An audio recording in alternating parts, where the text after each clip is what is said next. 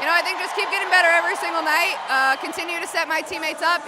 You know, I know we put up 93 points and won by 30, but I felt like we still could have been a lot better. So we go back to work. But it's amazing. I'm just honored to be in this moment, in this group, with this group, this team, this fan, this city. It's been great. You know, we have hard games coming up. That's the thing about this league. You have a couple days, it's on to the next, on to the next. So how do we keep getting better? Do you think one foul can define a rivalry? Clark and Angel Reese's clash was fiery, but it's DeWanna Bonner's reaction that set the internet ablaze. She didn't just play the game, she shaped the aftermath. What's the story behind her viral post? Let's break it down. Before we move on, I'd like to ask you a small favor. If you appreciate this content, please take a second to like this video and subscribe to the channel. Over 98% of you watch the videos without subscribing. It costs you nothing, but it makes a huge difference to us. So, did you click the subscribe button? Great, thank you so much. Now, back to the video. Imagine this, Clark in her signature playmaking style drives hard toward the basket. Angel Reese steps up, bracing for impact, but this wasn't just another collision in a heated game. Clark's arm swung wide as she tried to push past Reese, catching her square in the chest. The whistle blew instantly, but the reaction from both players was anything but ordinary. Reese threw her arms up in frustration while staring down the officials, clearly upset by the contact.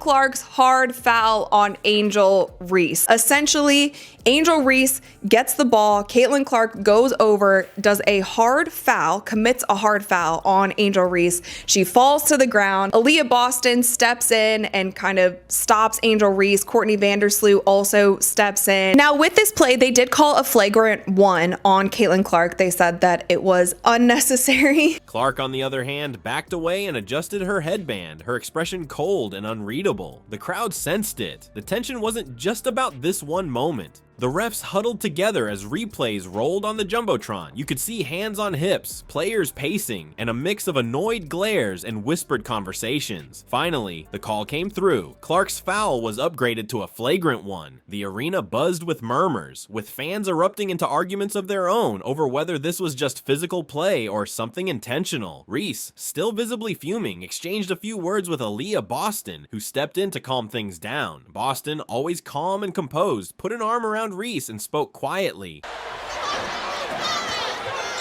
Rebecca Allen, too strong on a 3. And look out, Clark pushes Angel Reese, and Angel Reese, Clark in the aftermath. Everyone in the arena had to know this foul was coming. As soon as you saw Angel Reese wide open, you knew that Clark was going to come in and take that foul. The on-court ruling of a personal foul on Clark has been upgraded to a flagrant foul penalty 1. In addition, there is a double technical on Boston and Reese. Trying to pull her teammates' focus back onto the game, but Reese wasn't letting it go that easily. You could see it written all over her face. This wasn't just basketball anymore. This was personal. And honestly, how could it not be? These two have been circling each other for years. Think back to their college days, where debates over who was the better player seemed to dominate every discussion. Angel Reese, the powerhouse defender and relentless competitor. Clark, the sharpshooting phenom with a knack for making enemies on the court. The LSU-Iowa championship game alone was enough to seal them as rivals in the basketball world. Reese's taunts, Clark's on-court swagger. It was the kind of dynamic that fans either loved or hated, with no in-between. Now, fast forward to the WNBA, where those undercurrents of rivalry have only gotten stronger. This play, it was a spark to a fire that had been smoldering for years. But here's the kicker. After the game, Clark didn't give the media anything to amplify. No fiery words or excuses. Indiana Fever beat the Sky by nearly 40 points. They won 93-58. This is going to be something that goes viral. A bunch of people are going to talk about it. People are going to make it into something bigger than it needs to be. They're going to make this rivalry come back. Right before that play, Angel Reese had some contact with Natasha Howard.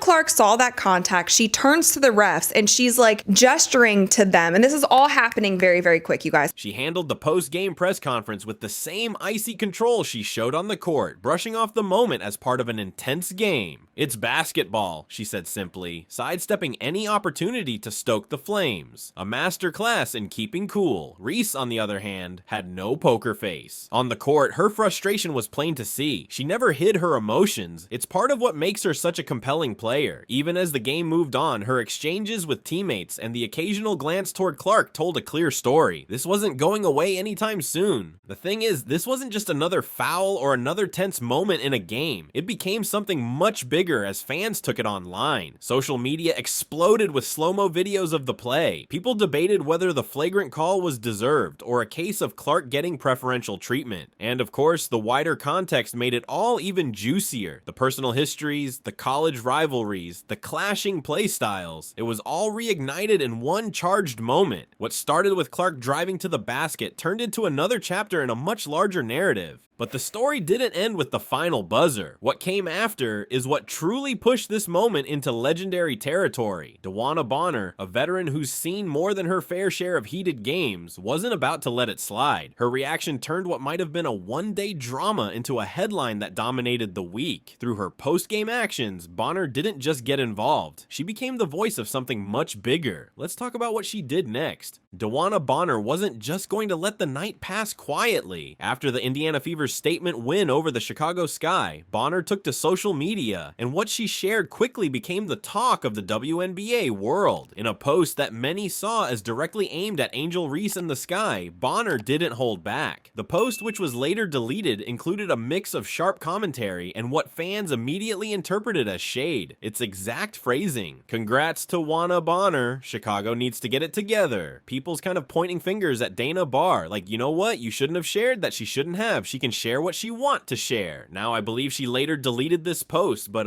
man, watch this, bro, watch this. Let's head on over to X-Dog. Now, basketball 101, if somebody has a wide open layup and you have a foul to give, it is in your best interest to foul that shooter so that they don't get an easy 2 points. She's gesturing to them because she believes that Angel Reese fouled Natasha Howard. Now, from that, Angel Reese gets the ball. Caitlin Clark realizes she is about to go up for what seems like a wide open layup. And what Caitlin said during an interview with Holly Rowe, she essentially said it was either Angel gets a wide open layup or we send her to the free throw line. It was a basketball play. There was nothing malicious behind it. I just knew I had to foul her hard. Confusing, sure, but it was enough to ignite instant debates online. For some, the message seemed like a veteran player putting Reese in her place after all the back and forth tension that unfolded during the game. Fans speculated that the post wasn't just about the play between Reese and Clark. It felt like a much bigger response to the Sky's entire performance, their attitude during the game, and even their presence in the league right now.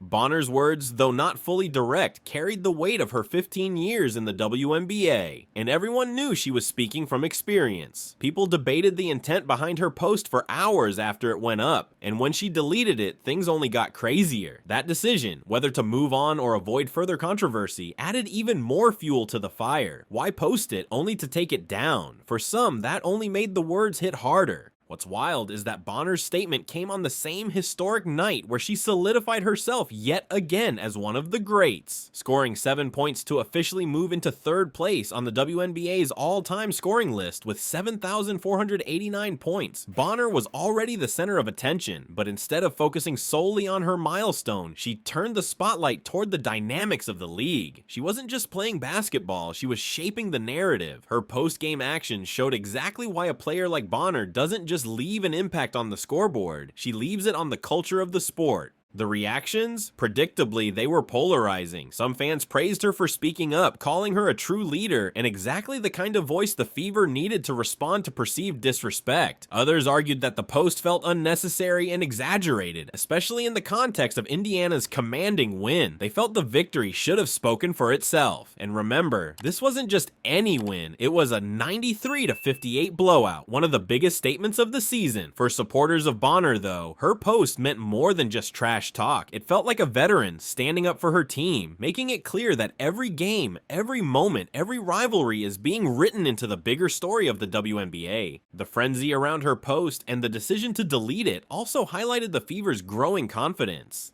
She deserves it. She's one of the best players that's ever played the game, touched the ball. So, I mean, not only a great person, great basketball player, really great leader for our team. So I feel lucky enough to learn from her every single day. To start your season 2025 with a triple-double, what message does that tell you about where you belong in this league? But yeah, we were hunting her. They were making it hard on us, but we were trying to get switches and everything, but we finally got it. And at the free throw line was pretty crazy, and let the fans cheer for her was awesome. After dominating the sky so thoroughly, Bonner's words reflected a team that's no longer content to just go through the motions. They're here to make noise. And with players like Bonner and rookies like Caitlin Clark pushing the conversation forward, they're showing they're here to elevate the entire league. Bonner's stand wasn't just about Reese or Clark or even the sky, it was about setting a tone. The Fever aren't backing down from anyone, and they have the performances to back it up. In moments like these, Bonner's voice resonates because it's earned. When a player with over a decade in the league says something, people listen. She's seen it all. Stars rise, rivalries ignite, and the WNBA evolve into what it is now. Her words, like her play, carried the message that seasoned veterans don't just play the game, they define it. And as the league keeps growing, you have to believe Bonner is there, shaping the conversation every step of the way. But as much as she owned this moment, it was Caitlin Clark who truly controlled the night. Let's talk about her performance and how she silenced every critic without saying a word. You know what's crazier than all the drama? Caitlin Clark's ability to rise above it and completely steal the spotlight. While everyone else was stuck in the tension of the moment, Clark delivered a performance that left zero doubt about why she's one of the most talked about players in the league. A triple-double, 20 points, 10 rebounds, and 10 assists. Oh, and just for good measure, she threw in a career-high 4 blocks. 4 blocks for a guard. Clark didn't just have a good night, she orchestrated one of the most dominant blowouts of the season. It started immediately after the foul drama with Angel Reese. Most players might lose their composure, especially with the intensity of the spotlight, the pressure of the game, and the jaws of fans and analysts waiting to dissect their every move. But Clark, she stayed ice cold. No arguing with refs, no theatrics. If anything, it seemed to fuel her. She kept her head down and got right back to work, scoring efficiently at nearly 50% from the field and from beyond the arc. And those 4 blocks? Those were just more proof she's not just a scorer, she's a two-way force.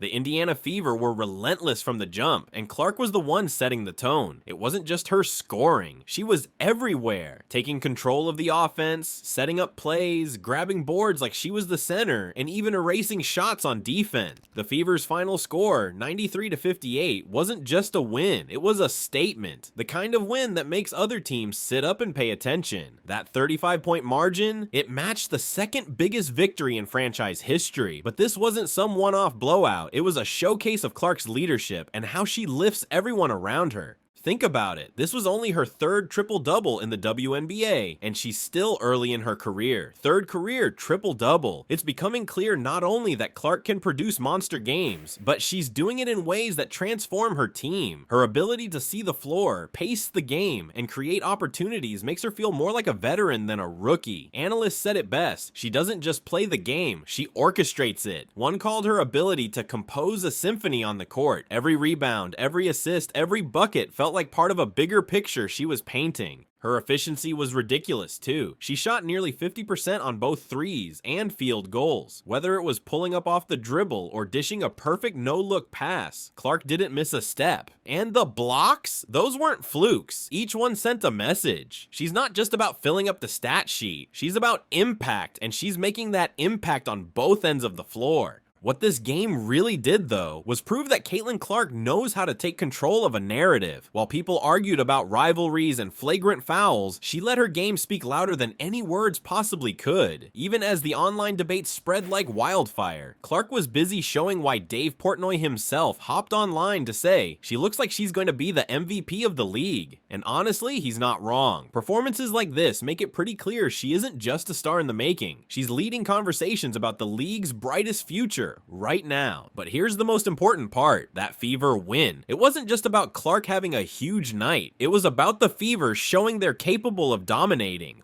One foul. That's all it took to spark a chain reaction that turned the WNBA's opening weekend into headline news. Caitlin Clark's dominance, Angel Reese's fire, and DeWanna Bonner's bold response proved why these rivalries matter. The Fever's 93-58 blowout didn't just show their skill, it highlighted the league's growing intensity. With 2.7 million viewers watching, this game became the most watched in WNBA history on ESPN platforms, setting the tone for the season. Fans aren't just here for the games, they're here for the storylines. So, what's next? Reese, Clark, Bonner, it's only getting started. The WNBA is heating up.